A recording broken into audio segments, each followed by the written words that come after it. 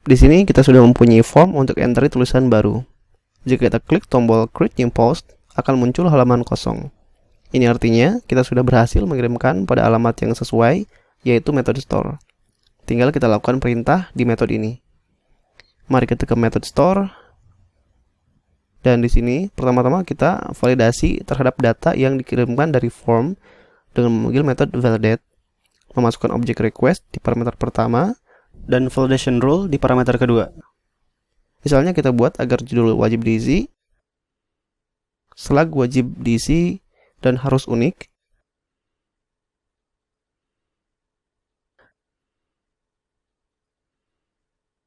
Isi tulisan juga harus diisi, dan untuk tanggal tulisan harus berupa tanggal dan waktu. Meskipun ke depan kita akan menggunakan plugin DateTime Picker, tapi proteksi di server tetap perlu kita lakukan. Setelah validasi, kita tes dengan menampilkan pesan sukses misalnya. Dan untuk inputan tanggal publikasi, karena untuk sementara kita isi manual dulu, jadi perlu kita tambahkan placeholder format tanggal yang harus dimasukkan. Sekarang kita coba. Klik tombol Create New Post. Oke, validasinya berjalan dengan baik. Tinggal kita tampilkan pesan kesalahannya di sini. Di masing-masing form group, kita tambahkan kelas Bootstrap has error jika inputan yang bersangkutan diisi dengan data yang tidak valid.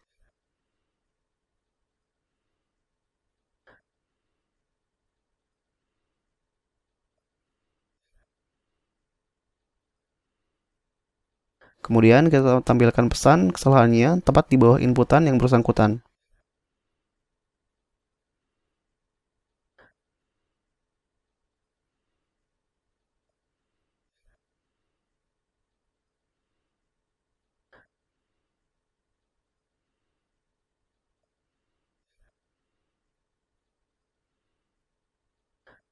Oke, pesan kesalahannya sudah muncul.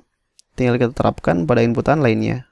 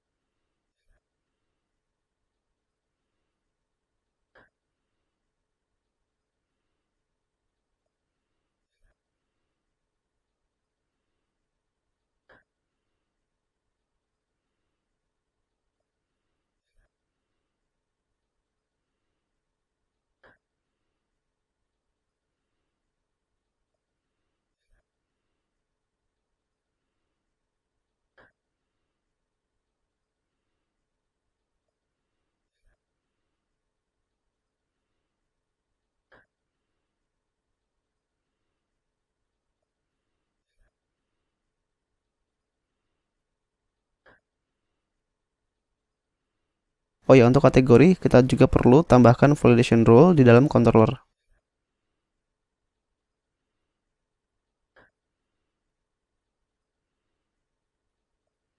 Kita coba.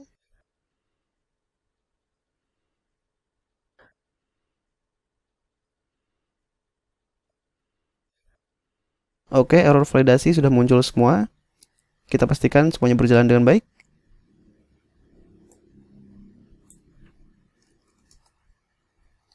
Sepertinya ada masalah. Form inputan yang sudah diisi dengan data yang valid masih ditandai merah.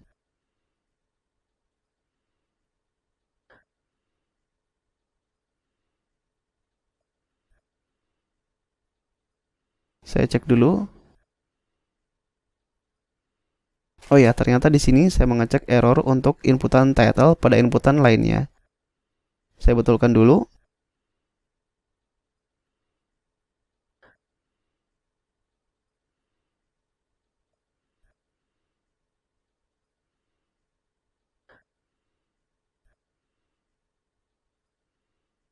Oke, sekarang inputan yang sudah diisi dengan data valid tidak ditandai merah lagi. Sekarang mari kita isi form dengan lengkap.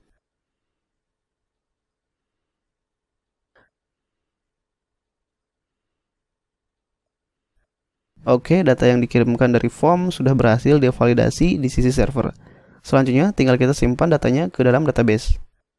Karena setiap tulisan milik dari satu penulis, jadi kita ambil informasi dari user aktif melalui objek request, lalu kita panggil metode relasinya, posts. Kemudian panggil metode create, dan lewatkan data-data yang dikirim dari form menggunakan request all. Atau jika Anda ingin lebih spesifik, bisa menggunakan request only dan menentukan nama-nama field inputannya. Di sini saya akan menggunakan metode all agar lebih simpel.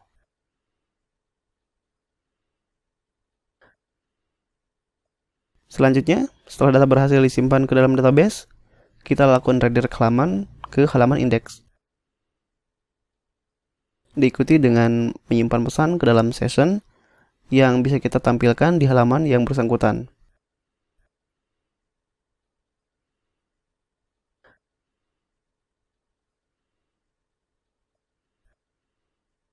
Kita coba refresh, muncul error mass assignment.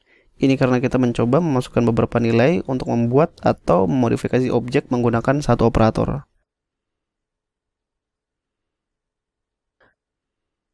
Karena itu, di model post, kita perlu menentukan nama-nama field yang diperbolehkan untuk mass assignment dalam properti available.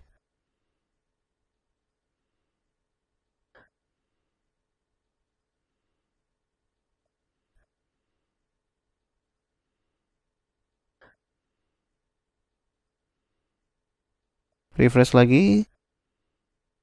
Sekarang muncul error page not found karena alamat untuk redirect halaman ternyata salah.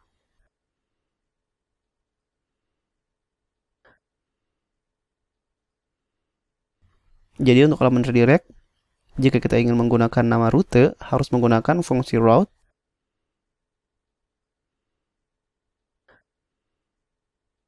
atau bisa langsung menggunakan alamat URL.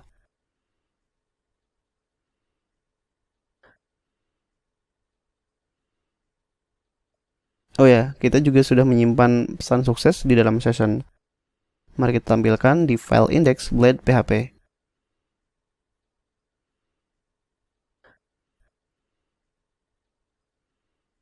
Kita taruh dalam box body. Kita cek jika ada definisi message dalam session.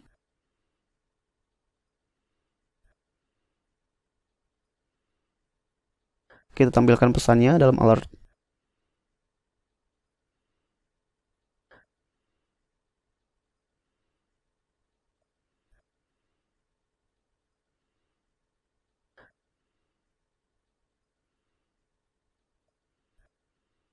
Kita coba.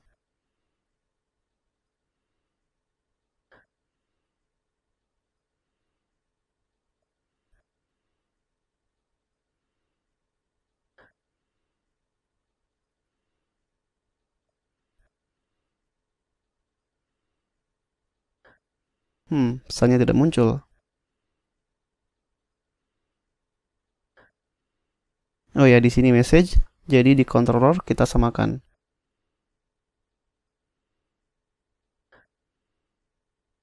Coba lagi.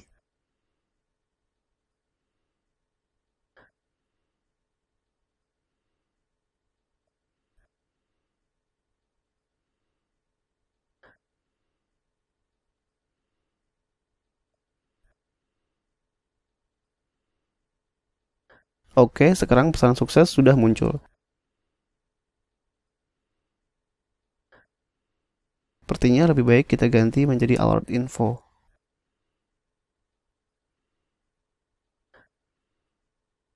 Sekarang mari kita lihat datanya di phpMyAdmin. Ternyata di sini published at berisi sebuah nilai.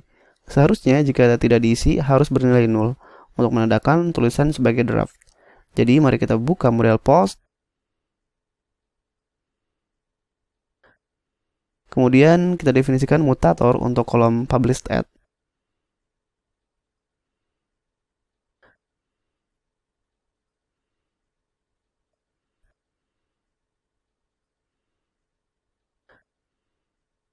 Intinya jika diisi dengan tanggal, kita simpan tanggalnya, tetapi jika dikosongkan, kita isi dengan 0.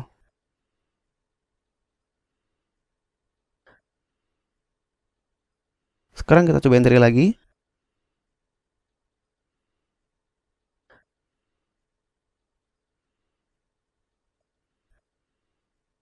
dan lihat di phpMyAdmin. Oke, sekarang publish add berisi null jika tidak kita isi.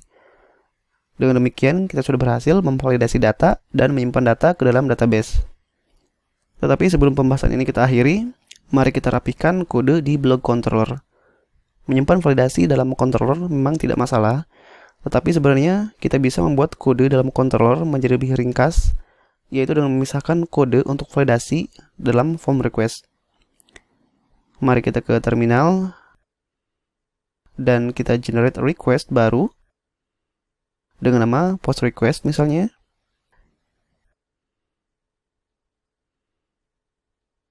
Kita buka filenya di bawah http request. Di file ini, mari kita ganti method authorize dengan mengembalikan true.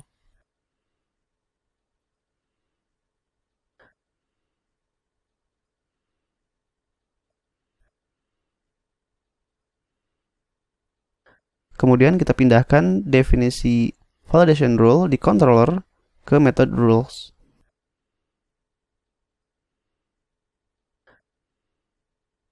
Lalu di method store, kita ganti objek request dari request post request. Jika kita menggunakan artisan untuk mengenerate controller, import namespace sudah disertakan secara otomatis. Sekarang kita coba.